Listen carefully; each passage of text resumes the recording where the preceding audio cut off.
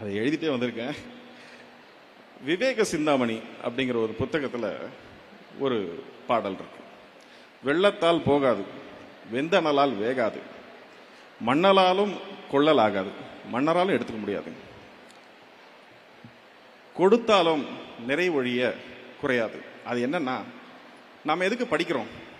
படித்து நல்ல வேலைக்கு போய் சம்பாதிச்சு குடும்பத்தை காப்பாற்றி, அப்பா அம்மாவை காப்பாற்றி, குழந்தைங்களை காப்பாற்றுறதுக்காக போகிறோம்.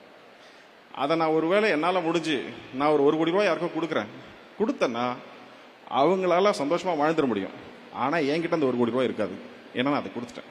ஆனால் கல்வி இருக்கு இல்லையா, அதை வைத்து நாம் கற்று நாம் பணம் ஈட்டும்போது அந்த கல்வி என்னையும் அறிவாளியாகவே வைத்திருக்கும், அதை வாங்குபவரையும் அறிவாளியாக வைத்திருக்கும்.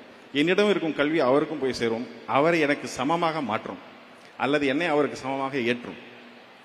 இதனால தான் கல்வியை கற்கக்கூடாதுன்னு பழங்காலத்திலிருந்து இன்னைக்கு வரைக்கும் தடுத்துக்கிட்டே இருக்காங்க.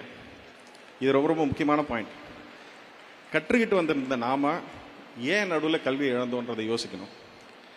2 விதமான கருத்தியல்கள் இருக்கு கல்வியை சார்ந்து.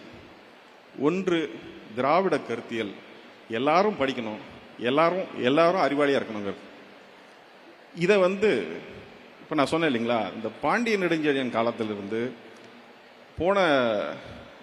போன செஞ்சுரியில் இருந்த பாரதியார் வரைக்கும் அவர் கூட சொல்லியிருக்காரு, அன்ன சத்திரம் 1000 நாட்டலும், ஆலயம் 10000 கட்டலும் அப்படின்னு சொல்லி அதோடைய எண்டில் என்ன சொல்லியிருக்காருன்னா, இன்னும் பல புண்ணியங்களை தாண்டி கோடி மடங்கு பெரிய புண்ணியம் அங்கே ஒரு ஏழைக்கு கல்வி அறிவித்தல் சொல்லியிருக்கிறார்.